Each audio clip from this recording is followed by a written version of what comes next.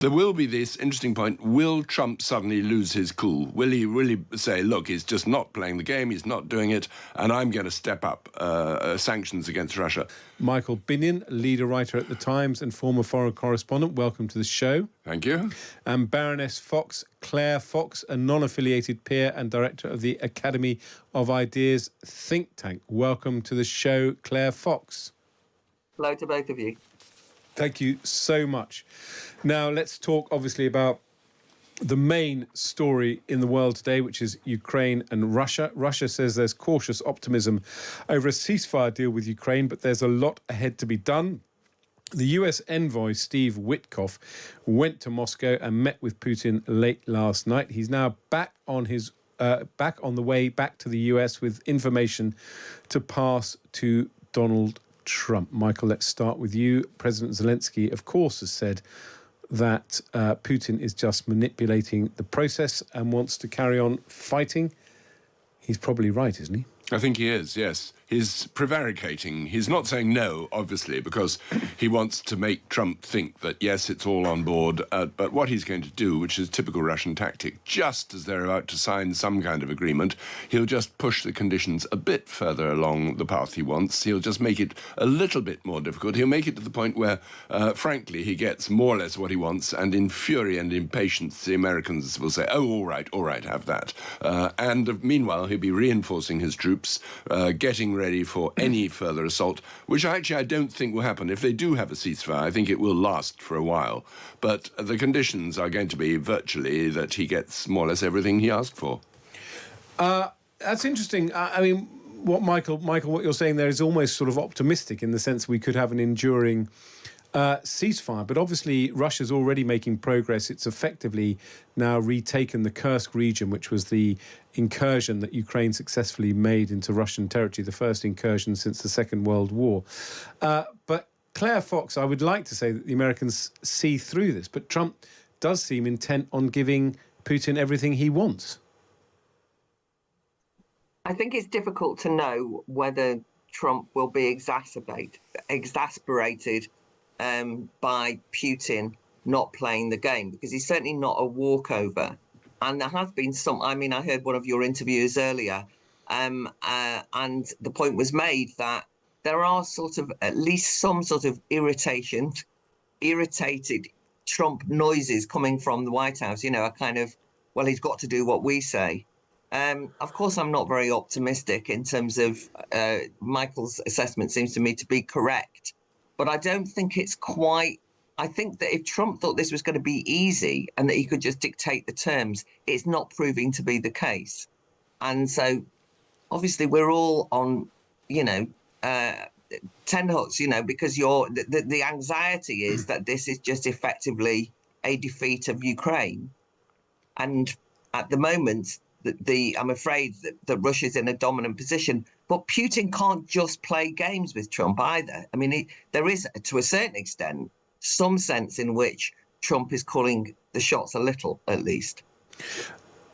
I mean, do you think? I mean, I think that's an interesting view. I mean, maybe it's a kind of lack of self-confidence on my part, because I do always say that we exaggerate the Russian threat to a certain extent because the army is completely debilitated. And even when Russia famously sent an aircraft carrier on the way to Syria a few years ago through the English Channel, I mean, it was a knackered old ship belching smoke. I mean, but I'm not sure I do agree with Claire that Putin is potentially, that Trump will kind of see Putin down. It seems to me that Putin plays Trump like a fiddle, Michael.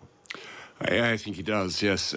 He's had many, many years. He's been 25 years as president. Exactly. Plenty of time to understand the mentality and how to play the West in general.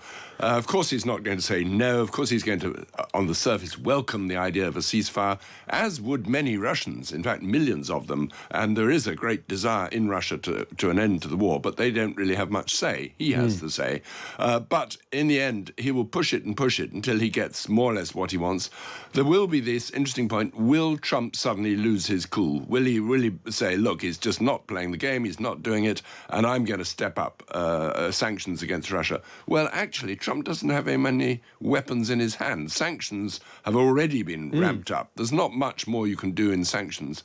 What Putin is hoping for is not just a deal on Ukraine. He's hoping for a reset in American Russian relations, or indeed Russia's relations with the Western world, so that there's a business revival, so that there's some kind of normalization. And that does actually matter for Russia's long-term future. But of course, he's a proud man. He wants to show Russians that he calls the shots and that he's actually the one who's dictating terms. And you've got two titanic egos clashing against each other. It's interesting. All of this, obviously, it's amazing how, as it were, the established world order seems to have overturned in the last few weeks so rapidly. And it leads to one reflecting on how Britain navigates this. There was a debate in the House of Lords yesterday, led by David Howell, the former cabinet minister, about Britain's place in the world. I actually took part in that debate, and I feel very strongly that Britain, if it gets it right, has a role to play, which is not to pretend that we are a global power, not to pretend that we still have an empire, but to understand that our heritage does give us an enormous amount of influence and a great many friends around the world who actually do like Britain. I mean, Claire, I'd love to know your thoughts on where you think, how Britain plays a role here, because I think sometimes we believe that we can just sort of, march up. We tend to report the news as though our own foreign secretary is sort of influencing world leaders. I'm not sure that's true, but there are subtle ways that Britain can influence the course of this new world order, aren't there? So the main thing is the new world order's not yet set. What's happened is that the post-Cold War globalized arrangements are collapsed, very rapidly in front of our eyes, a trend that's been going on for a while. And so what countries have to do is to discover who they are as nation states. That question that was asked in the Lords yesterday was very pertinent. But in a way, every country in Europe has to ask the same question. What does France mean now? What does Germany mean now? Those questions have almost been put on the back, on hold for many years, for decades. And so now the difficulty is really establishing what does the UK mean as a nation state? How does it define itself? And I'm not sure that we're entirely clear about that. I do want to give some credit. I'm not a great fan of many things that the Labour government has done, and I'm not a particular fan of Starmer. But of course, he has felt more at ease in a way in international politics than he has with domestic politics. And to his credit, his attitude in relation to Ukraine has been very admirable and has shown great diplomacy, a skill which obviously has got lost somehow in the collapse of the international world order. Diplomacy is like one of the things that seems to have gone with Trump, as you can imagine, it just completely collapsed. So one of the things that I would ask is how we get around the fact that whilst we've been cheerleading, I think Trump's right on this bit at least, whilst Europe has been completely fawning all over Zelensky, cheerleading in relation to Ukraine for the last few years, but actually hasn't stepped up to ensure that Ukraine could viably win. And in that sense, we've strung Ukraine along. And my concern at the moment is that we don't make false promises to Ukraine. The boots on the ground comments, those kind of issues, I'm not convinced that we can deliver it. And it's one thing kind of using the physical rearmament and defense spending as some kind of new Keynesian economic boost. But it certainly, as it were, culturally and ideologically, I'm not sure that people are sure what Britain stands for, whether they would join an army to defend it and so on. So I think we have to be careful about not overdoing our new found confidence in Europe. Very briefly, Michael, Claire is right, isn't she? We had 2 years to really boost Ukraine's defences and fight against Russia, and we actually didn't deliver. Well, we didn't. Yes, you're right. We didn't. We gave them quite a lot of arms, but we gave them what was on the shelf, what was there, some of them older arms. And once that had run out, we didn't build a lot more and send them over. Terribly expensive. And there has been a lot of cheerleading. There's been a lot of fine words, a lot of Boris Johnson, appearing in Kiev and showing defiance, but actually doing something.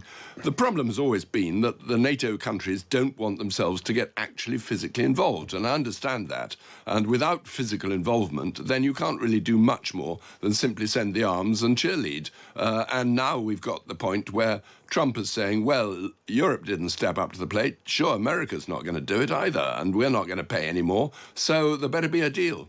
You're absolutely right. And I think we do have to ask ourselves the hard questions, because I do think, we didn't waste the last 2 years, but we certainly didn't do as much as we should have done. And chickens, I'm afraid, it feels very strongly, have come home to roost because America has changed its position. And as Lord Waldegrave said in the debate yesterday, America is going home, is one way of looking at it.